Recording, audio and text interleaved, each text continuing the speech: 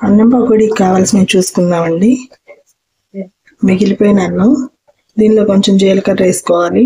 2 table spoons శనగపిండి అండి. ఇప్పుడు దీనిలో ఉన్న అన్నానికి 2 టేబుల్ స్పూన్స్ శనగపిండి అయితే సరిపోతుంది. అల్లం, పచ్చిమిర్చి, సన్నగా తరుక్కున్న ఉల్లిగడ్డ. దీనిలో అల్లం పచ్చిమిరపకాయ అండి మెత్తగా నూరుకుని వేసుకోవాలండి. కచ్చపచ్చగా అయినా బాగానే ఉంటుంది. సన్నగా తరుక్కున్న ఉల్లిపాయలు. ఇదంతా బాగా కలుపుకోవాలండి.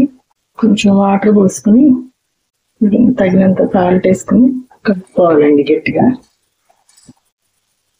ఇట్లా కలుపుకున్న మిశ్రమాన్ని అండి పకోడీలాగా వేసుకోవటం. నేను బండి పెట్టుకుని నూనె వేడి చేసుకుని ఇట్లా మిశ్రమం పకోడీలాగా వేసుకోవట్లేదండి. ఇలా బ్రౌన్ కలర్ లో వచ్చేదాకా వేయించుకోవాలండి. వేడివేడిగా క్రిస్పీగా అన్నం పకోడీ రెడీ అండి.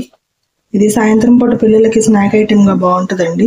ఒకసారి అందరూ ట్రై చేసి చూడండి. మా వీడియోస్ కనుక మీకు నచ్చుతున్నట్టయితే సబ్స్క్రైబ్ చేసుకోండి, లైక్ చేయండి, షేర్ చేయండి, మమ్మల్ని సపోర్ట్ చేయండి. థ్యాంక్ యూ అండి.